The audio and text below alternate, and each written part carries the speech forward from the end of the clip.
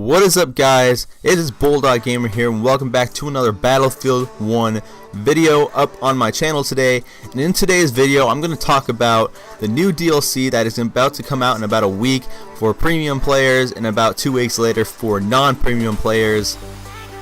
So I'm going to first start out with the 4 maps that are going to be coming out for the DLC. Let's start with Verdun Heights. The opening barrage of the Battle of Verdun created massive forest fires in which players will fight for domination. This is an uphill battle towards the massive fortresses of Verdun. A constant grinding struggle where the artillery never stops, where the forge and the devil's anvil continue to consume even the bravest soldiers. So this looks like a kind of like a hellish type of map. A lot of tank battles, a lot of just close quarter stuff, and you can just tell by when it says a devil's anvil, just you can tell that it's just gonna be a very, like, you know, nasty, hellish map. So the second map is called Fort Vox, the first big engagement inside a fort during World War I, taking place in the dark underworld of Fort Vox. Down in the maze of dark galleries and wet stone corridors, French and Germans fight fiercely with grenades, guns, bayonets, and flamethrowers. So this looks like a map that's going to be a lot of close quarters, and just a more of a, I think, I haven't, like, it says, when it says underworld, I kind of assume maybe it's going to be like a lot of trenches and stuff. I did watch some videos, but I can't remember. I haven't watched them for like about a couple of weeks, so I definitely will have to go watch them. But if you guys want to go see what those maps look like, there is a bunch of videos up right now from people that play on the Battlefield 1 CTE community test environment. Unfortunately, that's only on PC, so I can't play it, but if it was on PS4, I would have probably gotten some gameplay out already, but unfortunately it's not. So the third map is called Soissons. Take part in one of the biggest tank assaults of World War I. The French 10th Army moves to take back Soissons using their powerful Saint-Chamond tanks. Planes, tanks, and infantry clash in the beautiful French countryside in the early hours of a hot summer day. Only the thunderstorm is louder than the war. So this seems like a very, like a kind of like, obviously it says countryside, seems like a very peaceful place, but unfortunately there's a big war going on there. So there's going to be a lot. This one obviously seems like there's going to be a lot of tank battles. And when I saw the description for this, it says it includes the Behemoth in this tank, which is a brand new, like, it's kind of related to the blimp and the tank, or the train. It comes in every once in a while for the team that's losing, and you get a big tank. It's kind of like two tanks come together, and it takes a lot of hits and it causes a lot of damage. So there's obviously gameplay on YouTube somewhere with the Behemoth. You can obviously go check that out. But I saw a video on it. It's pretty cool looking, so I'll definitely be getting gameplay with that. And the fourth and final map is called Rupture. In dire need to capture key bridges across the Isen River, the French find themselves back in the battlefields where poppies grow over a rusty wreck from previous tank battles. It might seem calm, but this maze of steel beasts provide an excellent place for those who plan an ambush. As the sun sets over Fatonnier, I think that's how you pronounce it, the battle awaits you. So kind of like, it seems kind of like a big disaster zone of a map where it's kind of like mainly infantry battles because there's so much wreckage from previous tank battles.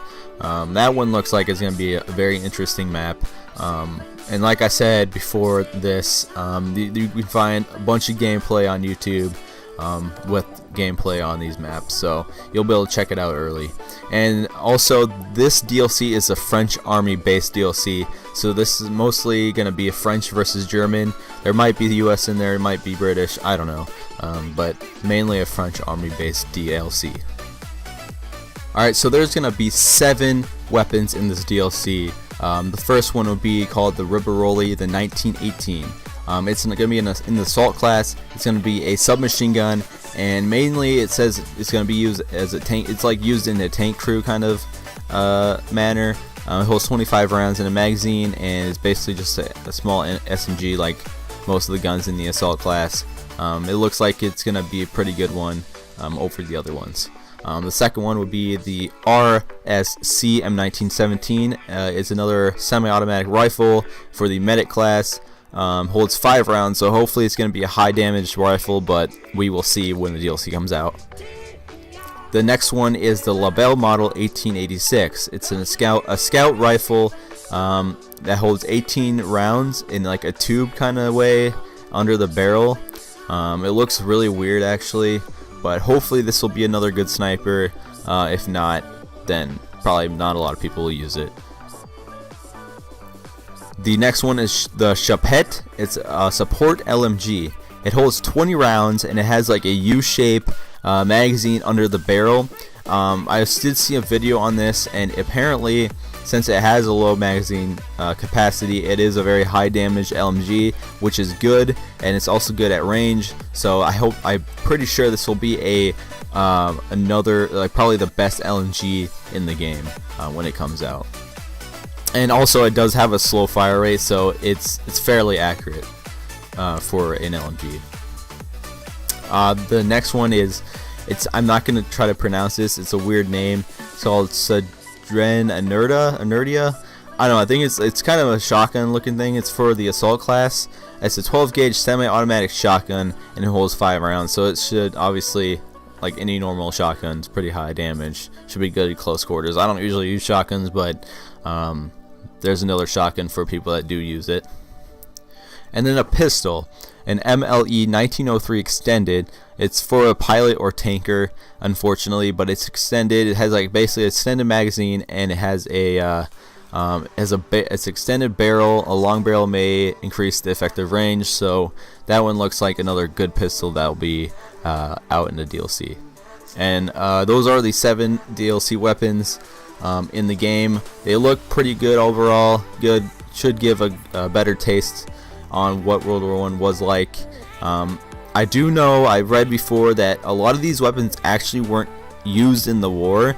They were designed and made, but they were never used in the war. Some of them are, some of them aren't. Obviously they're going to use them in the game, so they have more options, but just keep that in mind. Some of these weren't actually used in World War I. This DLC will also bring along some small updates for leveling, the leveling system. It will bring 10 more ranks, and the current rank right now is at 100. The new DLC base, medals, dog tags, and service stars. So like every DLC in Battlefield, they always bring more medals and more dog tags, service stars. That will help you rank up and try to get to that 110 rank once that DLC comes out. There's also a new elite class that is coming out. The new elite class will be a melee character called the Trench Raider. The Trench Raider comes equipped with a brutal raider club and impressive grenade arsenal, making him a perfect choice for those that like to get up close and personal with the enemy. This is something that I actually hope to get and get some gameplay with. Obviously there's going to be the other elite classes with that, so there will be a rotation like in every map. So hopefully I can pick that up and get some gameplay with that, but that should be pretty cool. New game mode. They should not pass will include a brand new game mode called Front Lines, and it will be a mix of Conquest and Rush, 2 popular modes with the vanilla from the vanilla version of the game. Experience a mix of Conquest and Rush as you fight for chain control points in a tug-of-war frontline. Both teams fight for 1 flag at a time, and when this objective is captured, the action moves on to the next. Capture the enemy's HQ control point, and the game turns into a rush-style section where telegraph posts need to be attacked or defended. So basically, you're playing Conquest, and then all of a sudden it might turn into a rush style. So it's a game mode that if people don't know what to play, Conquest or Rush, play Frontline. It should be good. Hopefully there is some gameplay out for that. I did watch some. Looks pretty fun, but like I said, I usually play Operations. And speaking of Operations, there are 2 new operations coming out. They're both named the Devil's Anvil and Beyond the Marne. Both will allow players to part in massive tank battles and intense close quarters fighting, French versus Germans mainly, and so they'll use those 4 maps that come out, and they'll place 2 in the Devil's Anvil and 2 in Beyond the Marne that are kind of related to each other. So those should be cool. Get me to play some more Operation, you know, because I'm kind of getting bored of the same thing. I'm glad they're adding more operations to the DLC. Some new vehicles. They shall not pass deliver some new vehicles to the game. One vehicle is the super heavy tank from France called the Char 2C. The Char 2C was developed during the war, and while eventually rolled off the assembly line, the Char 2C was deployed after World War I ended. So this is going to be another tank kind of vehicle. There's also a Jeep kind of vehicle, but I thought I'd just leave that out of this video to because no one really cares about Jeeps. More people like tanks and stuff. So yeah, and then some future DLCs. They actually gave us the names and a brief description of what they actually are going to be. So let's start with the names. The names will be Tsar, so that should be the second one. Turning Tides should be the third one, and Apocalypse should be the fourth one. And hopefully there's more after that, but usually games are for DLC.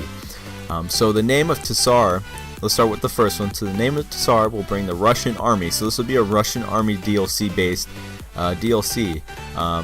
And 4 new maps to Battlefield 1. DICE notes that you will fight in a snow-covered ravines and freezing archipelago. So the snow-covered maps will be a hit. Hopefully, I actually kind of like snow maps somewhat in Battlefield. In Call of Duty, when I play snow maps, I hate it, but in Battlefield, it brings a whole new feeling to the game. And for the second one and third one, they didn't give really that much of a description, so I'll read what they said. In the Turning Tides, players will participate in the ambiguous warfare of World War I and engage in the daredeviling Zeebrugge raid, the Gallipoli offensive, and more. So it just gives us 2 briefs, like raids and offensives, like what happened at that point in World War I and what there's going to be in Turning Tides.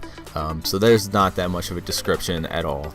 And the final one is Apocalypse. Players will go over the top of the most infamous battles of World War I and conquer bitterly contested grounds with brutal tools and unique weapons. So this one looks like it's going to be a lot of new weapons and tools, like it says.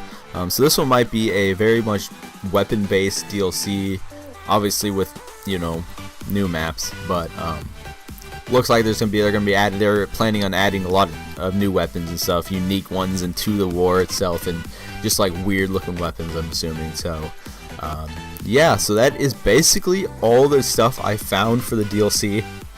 I thought I'd make this video just to help you guys out and see, you know, if you had any questions, you know, you can come to this video and I'll be like, oh, you know, what are the map names or something, you know, you can come to this video. You obviously are watching this video, hopefully, and your questions are answered. So I hope this helps you guys out.